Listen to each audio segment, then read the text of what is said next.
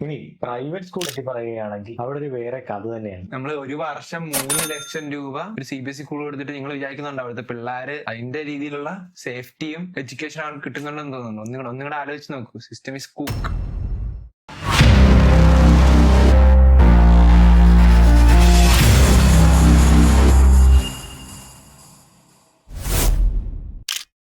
Violence ഒരിക്കലും state സ്കൂളിന് വേണ്ടി മാത്രം റിസർവ് ചെയ്തിട്ടുള്ളതല്ല. പ്രൈവറ്റ് സ്കൂളുകളിലും അടി നടക്കുന്നുണ്ട്. നിങ്ങൾ ചിന്തിക്കുന്നുണ്ടോ ഗവൺമെന്റ് സ്കൂളിൽ മാത്രമാണ് വയലൻസ് ഉള്ളെങ്കിൽ? നിങ്ങളെങ്കിൽ ഒരു അന്ധനാണ്. എലൈറ്റ് സ്കൂളുകളിൽ HD ക്യാമറ വെച്ചെടുത്ത് പിള്ളേര് വീഡിയോ ഷൂട്ട് ചെയ്ത് വൈഫൈ സ്ട്രീമിംഗ് ചെയ്യും.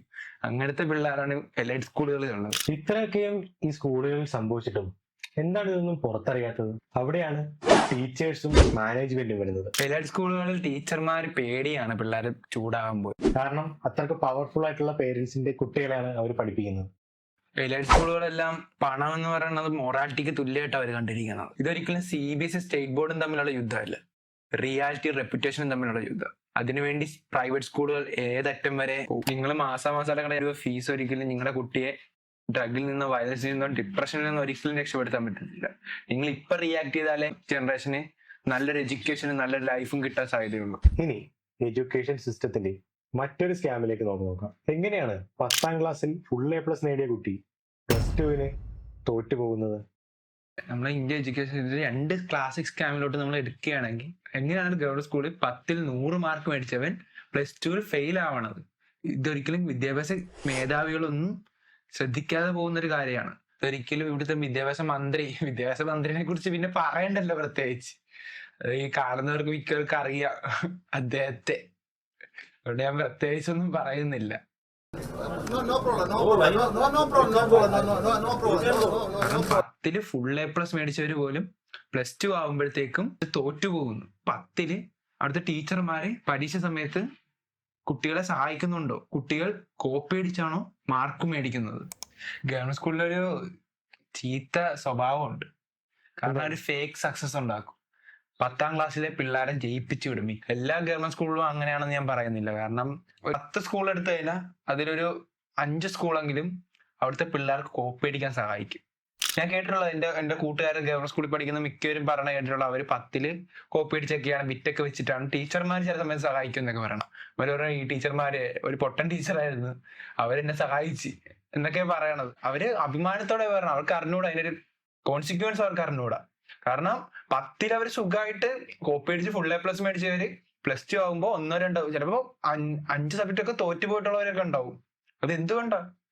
കാരണം അവിടുത്തെ ടീച്ചർമാര് ഒരിക്കലും പിള്ളേരുടെ നന്മയിലല്ലേക്കണം, അവിടെ എങ്ങനെയും പഠിപ്പിച്ച് ജയിപ്പിച്ചു വിടുക എന്നാണ് അവർ ചിന്തിച്ചിരിക്കുന്നത്.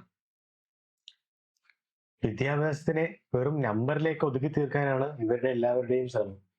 വിജയ ശതമാനത്തിൽ എത്ര കുട്ടികൾ ഉണ്ടോ അത്രയും നല്ലതാണ് ആ സ്കൂളിന്, ഗവൺമെന്റ് ആയാലും പ്രൈവറ്റ് ആയാലും.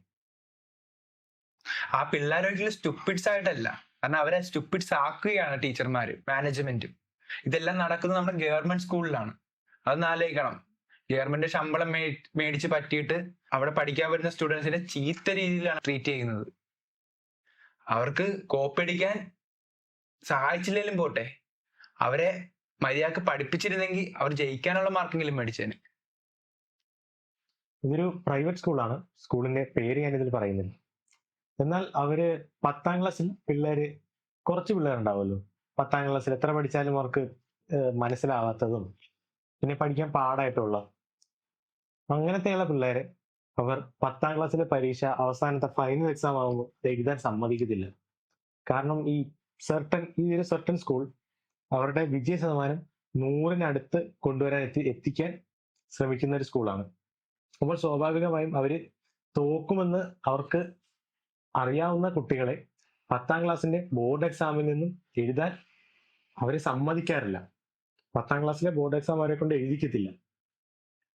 അങ്ങനെ മാനേജ്മെന്റിന്റെ റെപ്യൂട്ടേഷനെയും ബാധിക്കാത്ത രീതിയിൽ കുട്ടികളെ ഒരു കരുക്കളായി നിൽക്കുന്നതും നമ്മുടെ ഈ പ്രൈവറ്റ് സ്കൂളുകളിൽ കാണാറുണ്ട്. ശരിക്കും ഞാൻ ഒരു പ്രാവശ്യം ചിന്തിച്ചിട്ടുണ്ട്. കാരണം എന്തിനാ ഗവൺമെന്റ് സ്കൂളിലെ ടീച്ചർമാര് ഈ പിള്ളേരെ കോപ്പി അടിക്കുന്നത്? കാരണം പ്രൈവറ്റിലുള്ളവരല്ലേ സാധാരണ ചെയ്യേണ്ടത്. കാരണം അവരുടെ റെപ്യൂട്ടേഷൻ 100 മേടിച്ച അവിടെ റെപ്യൂട്ടേഷൻ അല്ലേ വളർന്നത്. പക്ഷെ ഇതിന് നേരെ തിരിച്ചാണ്. കാരണം ഗവൺമെന്റ് സ്കൂളിലെ ടീച്ചർമാരാണ് ഇതെല്ലാം ചെയ്യണത്. അത് ആലോചിക്കണം. കാരണം അവർക്ക് എങ്ങനെയാണ് ജയിപ്പിച്ചിടുക. ഞാൻ കേട്ടിട്ടുണ്ട് ഇവര് സ്റ്റുഡൻസ് എന്ന് വെച്ചാൽ തോക്കുന്ന പിള്ളേരുടെ 10ല് തോക്കുന്ന പിള്ളേരുടെ എണ്ണം കൂടിക്കഴിഞ്ഞാൽ അത് ടീച്ചേഴ്സ്മാർക്ക് ട്രാൻസ്ഫർ ശമ്പളത്തെ അവരെ ബാധിക്കുന്നു, അവരുടെ കരിയറെ ബാധിക്കും എന്നാണ് കേട്ടത്. അതുകൊണ്ട് അവരുടെ കരിയർ രക്ഷിക്കാൻ വേണ്ടി അവർ 100 പിള്ളേരുടെ ഒരാളുടെ കരിയർ, അവരുടെ സ്വന്തം കരിയർ, അവരുടെ സ്വന്തം ജീവിതം മാത്രം അവർ നോക്കണം. ടീച്ചർമാർ അവരുടെ സ്വന്തം ജീവിതം മാത്രം നോക്കണത്. അവരുടെ കരിയർ രക്ഷിക്കാൻ വേണ്ടി 100 പിള്ളേരുടെ ജീവിതം കളയാണ്. ഇപ്പൊ നമ്മൾ CBSE ICSE സ്കൂളിലോട്ട് എടുക്കുമ്പോൾ അവിടെ ശരിക്കും സ്ട്രിക്റ്റ് ആണ്. കാരണം അവിടുത്തെ ടീച്ചർമാരുടെ, നമ്മുടെ ഗവൺമെന്റ് സ്കൂളിൽ പഠിപ്പിക്കുന്ന ടീച്ചർമാരുടെ പകുതി ശമ്പളം പോലും ഇല്ലെന്ന് തോന്നുന്നു പ്രൈവറ്റ് സ്കൂളിലെ ടീച്ചർമാർക്ക്. പക്ഷെ അവര് സ്ട്രിക്റ്റ്, എന്റെ ഒരു അഭിപ്രായത്തിൽ ശരിക്കും പ്രൈവറ്റ് സ്കൂളിലെ ടീച്ചർമാർക്കാണ് ഗവൺമെന്റ് സ്കൂൾക്കാരുടെ ശമ്പളം വേണ്ടത്. കാരണം ആ ഒരു സ്കില്ല് അവർ ഉപയോഗിക്കുന്നുള്ളൂ. ഒരിക്കലും ഗവൺമെന്റ് സ്കൂളിലെ ടീച്ചർമാർക്ക് യോജിച്ച ശമ്പളം അല്ല ഇപ്പൊ കൊടുക്കുന്നത്.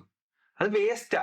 കാരണം ശമ്പളം കൂടുന്നതുകൊണ്ട് അവർക്ക് സുഖങ്ങളെ കൂടുന്നത്. കാരണം അവർ പഠിപ്പിക്കാനല്ല ശ്രദ്ധിക്കുന്നത്, അവർക്ക് സുഖമായിട്ട് ഈ ജോലി എങ്ങനെ ചെയ്തു പോവാം, ഒരു കേടുപാട് സസ്പെൻഷനോ ഡിസ്മിസോ വരാതെ എങ്ങനെ ഈ ജോലി ചെയ്ത് തീർക്കാം, ജോലി ചെയ്ത് തീർത്ത് എങ്ങനെ റിട്ടയർ ആയ പിന്നെ സുഖമല്ലേ. ഈ ഗവൺമെന്റ് ജോലി നമ്മള് വീട്ടുകാരോട് ചോദിച്ചാൽ അറിയാം. ഏറ്റവും നല്ല ജോലിയാന്ന് ചോദിച്ചാൽ ഗവൺമെന്റ് സ്കൂള്. ഇപ്പൊ ഒരു പെണ്ണ് കാണാൻ പോയാൽ ഇങ്ങനെ ആദ്യം ചോദിക്കണം എന്നാ ഗവൺമെന്റ് ജോലിയാണോ എന്ന് ചോദിക്കണം. കാരണം എന്നാ, ഗവൺമെന്റ് ജോലി എന്ന് പറഞ്ഞു കഴിഞ്ഞാൽ കിട്ടിക്കഴിഞ്ഞാൽ ദുരുപയോഗിക്കും. ഗവൺമെന്റ് ജോലി കിട്ടിക്കഴിഞ്ഞാൽ എക്സ്പ്ലോയിറ്റ് ചെയ്യാന്നുള്ള ചിന്താഗതിയാണ് നമ്മൾ മലയാളികൾക്കുള്ളത്. മലയാളം മൊത്തം നോക്കിയാൽ ഇന്ത്യയിൽ നോർത്തിന്റെ കാര്യം പറയേ വേണ്ട. കാരണം അവിടെ ഒന്നാമത് എഡ്യൂക്കേഷൻ സിസ്റ്റം മോശമാണ്, ലിറ്ററസി റേറ്റ് കുറവാണ്. പക്ഷെ ഇന്ത്യയിലെ കേരളത്തിൽ, നമ്മുടെ സ്വന്തം കേരളത്തിൽ നടക്കുന്ന ഒരു കാര്യമാണ്. കാരണം നമ്മളെല്ലാം പറയും ലിറ്ററസി റേറ്റ് 98%, 99% ലിറ്ററസി റേറ്റ് എന്ന് പറയും. പക്ഷെ നിങ്ങളൊരു കാര്യം മനസ്സിലാക്കണം, പഠിച്ചെന്നൊരു പേരേ ഉള്ളൂ, പക്ഷെ അവരൊന്നും പഠിച്ചിട്ടില്ല. എഡ്യൂക്കേഷൻ സിസ്റ്റവും അതിന്റെ എക്സാമിന്റെ രീതിയും നമ്മൾ ഇത്രയും പറഞ്ഞല്ലോ. എന്നാൽ ഇതുകൊണ്ടുണ്ടാവുന്ന കോൺസിക്വൻസസ് എന്തൊക്കെയാണ് ലോങ് ടേം കോൺസിക്വൻസസ്? അതിലേക്ക് കിടക്കാം. ഞാൻ പേഴ്സണലി കണ്ടൊരു കാര്യം, 12th എക്സാം ഇങ്ങനെ ജയിച്ച കുട്ടികൾ, ഇങ്ങനെ കോപ്പി അടിച്ച് മാൽ പ്രാക്ടീസോടെ ജയിച്ച കുട്ടികൾ എഴുതുമ്പോൾ അവർ അതിന് വളരെ സീരിയസ്നെസ് കൊടുക്കാതെയാണ് കൂടുതലും എഴുതുന്നതായി ഞാൻ കണ്ടൊരു കാര്യം. കാരണം അവർക്ക് 10ന് ഒരു ബെഞ്ച് മാർക്ക് വെച്ച് നോക്കുകയാണെങ്കിൽ 12ലും ഇങ്ങനെ എഴുതിയാൽ മതി എന്നുള്ള ഒരു ചിന്തയോടെയാണ് എക്സാം ഹോളിലേക്ക് പലരും കയറി ചെല്ലുന്നത്. എന്നാൽ എക്സാം ഹാളിൽ കയറി കഴിഞ്ഞാൽ അവർ ഇതിന്റെ മറ്റൊരു വശം അറിയുന്നു. അപ്പോൾ ഇങ്ങനെയുള്ള സിസ്റ്റത്തിന്റെ പോക്ക് നമ്മുടെ ഭാവിയെ നശിപ്പിക്കുന്ന ഒന്ന് തന്നെയാണ്. ഇത് ശരിക്കും കഴിവിനെയല്ല കാണിക്കുന്നത്, എന്നാൽ കുതന്ത്രത്തെയാണ്. മെയിൻവൈൽ ആക്ച്വൽ മെറിറ്റ് എന്ന് പറഞ്ഞാൽ ശരിക്കുള്ള മെറിറ്റ് സാധാരണ മരിച്ചുകൊണ്ടിരിക്കും. ശരിക്കും ഇവിടെ നമ്മളിപ്പോ മെറിറ്റിൽ നമ്മൾ ഒരു കുട്ടിക്ക് അഡ്മിഷൻ കൊടുത്തു കഴിഞ്ഞാൽ ശരിക്കും ആക്ച്വൽ ആ കുട്ടിയുടെ മെറിറ്റ് അല്ല. ഇപ്പൊ നമ്മള് മറ്റേ അഡ്മിഷൻ സമയത്ത് നമ്മൾ അലോട്ട്മെന്റ് നോക്കുകയാണെങ്കിൽ 10 കഴിഞ്ഞ +2 അലോട്ട്മെന്റ് നമ്മൾ നോക്കുകയാണെങ്കിൽ ഗവൺമെന്റ് സ്കൂളിൽ നിന്ന് 10 പഠിച്ചവർക്കാണ് മുൻഗണന കൂടുതലും കൊടുത്തിരിക്കുന്നത്. കാരണം എന്താ? ഗവൺമെന്റ് സ്കൂളിലെ പിള്ളേർ പാവപ്പെട്ടവരാണെന്നൊരു ചിന്താഗതി അത് ഗവൺമെന്റിന് തന്നെയുണ്ട്. പക്ഷെ അത് നിങ്ങൾ മനസ്സിലാക്കുന്ന കാര്യമുണ്ട്, ശരിക്കും പാവപ്പെട്ടവർ മാത്രമല്ല, കാശുകാരുള്ള പിള്ളേരും പഠിക്കുന്നു. ഇപ്പൊ കൂടുതലും ഈ കാശുകാരുള്ള പിള്ളേരെ ഫോഴ്സ് ചെയ്യേ ഗവൺമെന്റ് സ്കൂളിൽ പോകണമെന്ന്. കാരണം എന്നാ, ഗവൺമെന്റ് സ്കൂളിൽ അലമ്പ അല്ലെ. ഞാനൊക്കെ പഠിച്ചുകൊണ്ടിരുന്നപ്പോ ഗവൺമെന്റ് സ്കൂൾ എന്ന് പറഞ്ഞാൽ അലമ്പാനുള്ള ഒരു സ്ഥലം എന്ന് വെച്ചാൽ സ്വാതന്ത്ര്യമുള്ള സ്ഥലമായിട്ടാണ് ഞാൻ കരുതിയിരുന്നത്. എന്റെ സ്കൂളിൽ ശരിക്കും ജയിൽ പോലെയൊക്കെയായിരുന്നു ഞാൻ കരുതിയിരുന്നത്. പിന്നെയാണ് എനിക്ക് മനസ്സിലായത് ശരിക്കും ഗവൺമെന്റ് സ്കൂളിൽ സ്വാതന്ത്ര്യമുണ്ട്, പക്ഷെ എഡ്യൂക്കേഷൻ ഇല്ല. പക്ഷെ പ്രൈവറ്റ് സ്കൂളിൽ സ്വാതന്ത്ര്യം ഇല്ല, പക്ഷെ എഡ്യൂക്കേഷൻ ഉണ്ട്. ഇപ്പൊ പ്രൈവറ്റ് സ്കൂളിൽ നിന്ന് ഗവൺമെന്റ് സ്കൂളിൽ വന്നവൻ ടോപ്പർ ആയിരിക്കും, പക്ഷെ ഗവൺമെന്റ് സ്കൂളിൽ നിന്ന് പ്രൈവറ്റ് സ്കൂളിലോട്ട് വന്നവൻ ലൂസർ ആയിരിക്കും. അങ്ങനെയാണ് നമ്മുടെ ഒരു സിസ്റ്റം വർക്ക് ചെയ്യണം. നമ്മുടെ എഡ്യൂക്കേഷൻ സിസ്റ്റം മൊത്തത്തിൽ എടുത്ത് നോക്കുകയാണെങ്കിൽ കാശുള്ളവന് അഡ്മിഷൻ കിട്ടും. എന്നുവെച്ചാൽ admission turns into an IPL option. IPL ഒരു പ്ലെയറിനെ എടുക്കണ എങ്ങനെയാണോ അതേപോലെയാണ് കുട്ടികൾ എടുക്കണത്. അധികം കാശുള്ളവന് ഇത്ര 30,000 ഇത്ര കാശ് കൊടുത്ത് അവൻ അഡ്മിഷൻ റെഡിയാ. കാരണം അവിടെ അവര് മെറിറ്റ് നോക്കുന്നില്ല. അതെന്തുകൊണ്ടാ മെറിറ്റ് നോക്കാത്ത? എന്തുകൊണ്ടാ? കാരണം money plays a big role in admission. വിദ്യാഭ്യാസത്തിൽ തന്നെ പണം ശരിക്കും നല്ല രീതിക്കുള്ള റോൾ എടുക്കുന്നുണ്ട്. നിങ്ങൾ മനസ്സിലാക്കണം. കാരണം നമ്മുടെ വിദ്യാഭ്യാസ സിസ്റ്റം, കേരളത്തിലെ വിദ്യാഭ്യാസ സിസ്റ്റം അത്രയ്ക്ക് വീക്ക് ആയിക്കൊണ്ടിരിക്കുക. ഒരിക്കലും ഇവിടുത്തെ വിദ്യാഭ്യാസ മന്ത്രിനെ കുറിച്ച് പിന്നെ പറയണ്ടല്ലോ പ്രത്യേകിച്ച്. ഈ കാണുന്നവർക്ക് മിക്കവർക്ക് അറിയാം അദ്ദേഹത്തെ. അതുകൊണ്ട് ഞാൻ പ്രത്യേകിച്ചൊന്നും പറയുന്നില്ല. എഡ്യൂക്കേഷൻ ഇപ്പൊ സ്കൂളിൽ തല്ലുണ്ടാക്കുന്ന വീഡിയോ ഒക്കെ ഇപ്പൊ വൈറലായിരുന്നു. മാർച്ച് മാസത്തിൽ ഡ്രഗ് സ്കൂളിൽ ഡ്രഗ് അടിച്ചിട്ട് പിള്ളേർ തമ്മിൽ വഴക്കുണ്ടാക്കിയ ഒരു കാര്യം ന്യൂസ് ഉണ്ടായിരുന്നല്ലോ. അപ്പൊ അതിലെന്ന് പറഞ്ഞാൽ അതുവരെ നിങ്ങൾ ഡ്രഗിനെ കുറിച്ച് കേട്ടിട്ടില്ലാത്ത രീതിയിലാണ് നമ്മുടെ ഗവൺമെന്റ് റിയാക്ട് ചെയ്തത്. ശരിക്കും സ്കൂളിൽ ഡ്രഗോ എന്ന രീതിയിലാണ് അവിടുത്തെ നമ്മുടെ ഗവൺമെന്റ് വിദ്യാഭ്യാസ മന്ത്രിയൊക്കെ റിയാക്ട് ചെയ്തത് തന്നെ അങ്ങനെയാ. കാരണം അതിനുശേഷം 1 മാസം കൊണ്ട് 10-20 കിലോ ഡ്രഗ് പിടിച്ച്. കാരണം അപ്പൊ അത്ര നാളും ചെയ്യാതിരുന്നതാണ്, മനഃപൂർവ്വം ചെയ്തത്. വേണേ വിചാരിച്ച പോലീസിനെ കൊണ്ട് പറ്റുമെന്നാണ് അവര് കാണിച്ചത്. അപ്പൊ ഇതുവരെ എന്നാ നടന്നത്? നമുക്ക് സാധനം കിട്ടിയ ഇന്നലെ മിനിഞ്ഞാന്നും അല്ല, പോട്ടെ 1 വർഷം മുമ്പേ അല്ല, 75 years ആയി നമുക്ക് സ്വാതന്ത്ര്യം കിട്ടിയിട്ട്. അതുകൊണ്ട് പോലീസുകാർക്ക് വേണമെന്ന് ചോദിച്ചാൽ അവർക്ക് നാണക്കേട് വന്നാലേ അവര് ചെയ്യുള്ളൂ. അവർക്ക് വേണമെന്ന് വിചാരിച്ചാലേ അവര് പിടിക്കുകയുള്ളു എന്ന രീതിയിലാണ് പോലീസുകാർ പോലും ഡ്രഗ് ഉപയോഗിക്കുന്ന ഡ്രഗ്സിനോട് പോലീസുകാർ പോലും ബിഹേവ് ചെയ്യുന്നത്. ഇങ്ങനെയാണ് പോകുന്നതെങ്കിൽ നമ്മുടെ സിസ്റ്റം പോകുന്നത് റോങ് റൂട്ടിലാണ്, റോങ് വേയിലാണ്. ഇങ്ങനെ പോവുകയാണെങ്കിൽ ഈ കേരളത്തിൽ ലിറ്ററസി റേറ്റ് കൂടും, പക്ഷെ വിവരമുള്ള ജനങ്ങളുടെ എണ്ണം കുറയും. അതാദ്യം നിങ്ങൾ മനസ്സിലാക്കുക. ലിറ്ററസി റേറ്റ് എന്ന് പറഞ്ഞാൽ പിൻസ് നമ്മൾ തുറന്നു നോക്കിയാൽ റീലിൽ പോലും കാണുന്ന കൊച്ചു പിള്ളേരൊക്കെ തെറി പറയണതാ. റിയാക്ട് നമ്മുടെ സിസ്റ്റം റിയാക്ട് ചെയ്യത്തില്ല. നമ്മുടെ സിസ്റ്റം ഒരിക്കലും ഇങ്ങനെയുള്ള ബാഡ് കണ്ടന്റിനോട് ഒരിക്കലും റിയാക്ട് ചെയ്യുന്നില്ല. ഇങ്ങനത്തെ കണ്ടന്റ് ഒക്കെ റെസ്ട്രിക്ട് ചെയ്ത് ബാൻ ചെയ്ത് കാണാം. അല്ലാണ്ട് ഈ പാകിസ്ഥാന്റെ ഇൻഫ്ലുവൻസർമാരെ, പാകിസ്ഥാന്റെ സെലിബ്രിറ്റിമാരെ യുദ്ധമൊക്കെ ഉണ്ടാകുമ്പോ അങ്ങനെ കളയാനുള്ള ഉത്സാഹം എന്തുകൊണ്ട് ഇതിൽ കാണിക്കുന്നില്ല? ബാഡ് തെറി. ഇപ്പൊ ന്യൂഡിറ്റി വരെ വരുന്നുണ്ട്. ഇൻസ്റ്റാഗ്രാം തന്നെ ന്യൂഡിറ്റി അയക്കുന്നുണ്ട്. അയക്കണം. ഇപ്പൊ ഇൻസ്റ്റാഗ്രാം ഉപയോഗിക്കുന്നത് പോലും കൊച്ചു പിള്ളേർ അവർക്ക് ജനിക്കുന്നതോട് പിറ്റേ ദിവസം അവരുടെ വീട്ടുകാർ തന്നെ അവർക്ക് ഇൻസ്റ്റാഗ്രാം തുടങ്ങി കൊടുക്കും. കൊച്ചിലെ മുന്നിലുള്ള ഫോട്ടോ, എണീക്കുമ്പോഴുള്ള ഫോട്ടോ, അങ്ങനെയൊക്കെ ഇട്ടിട്ട് കൊച്ചു പിള്ളേര് തന്നെയാണ് ഇൻസ്റ്റാഗ്രാം തുടങ്ങണം. അവർ ഉപയോഗിക്കുന്ന ഇൻസ്റ്റാഗ്രാം പ്ലാറ്റ്ഫോമിലാണ് ഇങ്ങനത്തെ nudity content, sexual content, bad content. and Instagram തന്നെ റിപ്പോർട്ട് എന്ന് പറഞ്ഞ സംഭവം കൊടുത്തിട്ടുണ്ട്. പക്ഷെ അങ്ങനത്തെ വീഡിയോസ് വീണ്ടും വന്നോണ്ടിരിക്കുക. എന്തുകൊണ്ടാ? ഈ കാണുന്നവർ ഒരിക്കലും റിപ്പോർട്ട് കൊടുക്കത്തില്ല. അവർക്ക് നല്ല രസമല്ലേ, കാരണം അവർ ഫോളോ ചെയ്ത് വെക്കും ആ അക്കൗണ്ട്. പിന്നെ ഇങ്ങനത്തെ പിള്ളേർ പറയണ ബാഡ് വേർഡ്സ്, പിള്ളേർ പറയണ പണ്ട് കേരളത്തിൽ മിക്കവരും ഓർത്ത് വെക്കുന്നുണ്ട് നമ്മൾ ഈ മൺചട്ടി ആ ഒരു തെറി. ആ മൺചട്ടി എന്ന് പറഞ്ഞാൽ തന്നെ ഓർത്ത് വെക്കും. കാരണം ആ ഒരു തെറി എന്ന് പറഞ്ഞ പിള്ളേർ തെറി പറഞ്ഞ രസമല്ലേ, ആ ഒരു രസം അങ്ങോട്ട് കണ്ടോണ്ടിരിക്കുക, കണ്ട് ചിരിച്ച് ലൈക്ക് ചിലപ്പോൾ കൊടുക്കും, ചിലപ്പോൾ ഫോളോ ചെയ്യും, കൂട്ടുകാർക്ക് അയച്ചു കൊടുക്കും. എന്നിട്ട് സ്വഭാവം ആയിരിക്കേ. അതുകൊണ്ട് ഇനിയെങ്കിലും മാറേണ്ട സമയമായി. നമ്മുടെ സമയം കഴിഞ്ഞു മാറേണ്ടത്. മന്ത്രിമാരുടെ ശമ്പളം കൂട്ടുന്നതിനെ ശ്രദ്ധിക്കണേക്കാളും കൂടുതൽ എഡ്യൂക്കേഷൻ സിസ്റ്റത്തിന്റെ പുരോഗതിക്ക് വേണ്ടി ശ്രദ്ധ കൊടുക്കുക. എഡ്യൂക്കേഷൻ ശരിക്കും ഒരു മീമായിക്കൊണ്ടിരിക്കുക.